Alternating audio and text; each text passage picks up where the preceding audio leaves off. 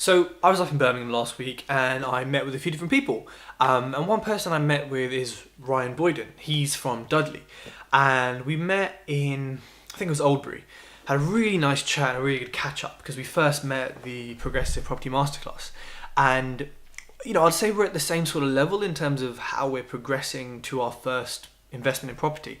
But there's three kind of things that I learned from him that I'd love to share with all of you. So the first one is preparation is key. And this kind of came out in a discussion between us because he went on viewings, he'd been on quite a few, seen some great properties to invest in, put down offers, and was trying to get in touch with more estate agents and letting agents and have conversations and network within the kind of people who were going to get him deals.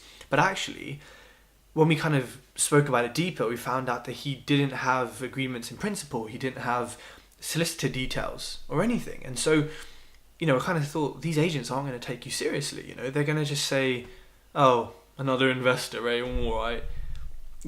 And we kind of realized that actually, and we kind of learned this at Masterclass, that we need to go in, with a with like a binder and say, boom, here's my finance, here's my solicitor, here's my proof of deposit, here's my website, my branding, whatever. This is who I am. I'm a serious investor.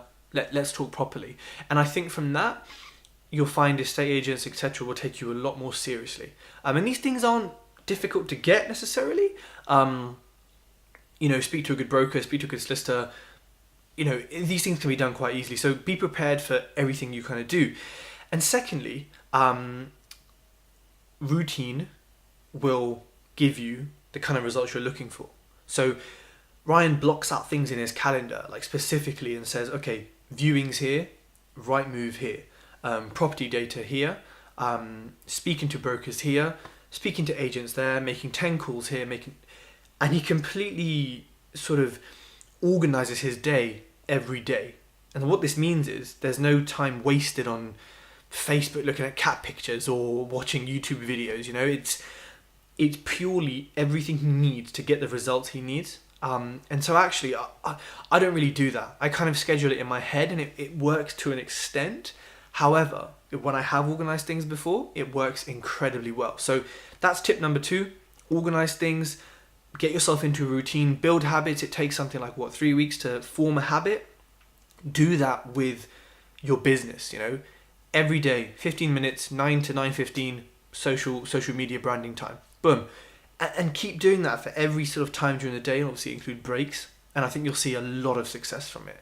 And the third thing is kind of what this video is. It's that when you're building a brand and doing things for social media, you can really easily generate a lot of content. From sitting with him and speaking to him, I had 4 or 5 video ideas. And I'd sort of, as we were talking, I'd say, Ryan, I've just had an idea. Something you said. Let me write this down. And I was kind of showing him that, you will get inspiration from everything and anything, and you realize how much of what you're doing on a daily basis in your business, in your property investment, in your career, anything, is really relevant to others. So, maybe keep Evernote or Google Notes or whatever on your phone, and anytime you see something really interesting or you hear it, just note it down. When you get home, think, okay, how can I write a blog about this? How can I do a video about this? So social media content generation is not as hard as you think. So those are the 3 things that I kind of learned from and discussed with Ryan, and they're really helpful for me and for him. So, I hope they are for you too.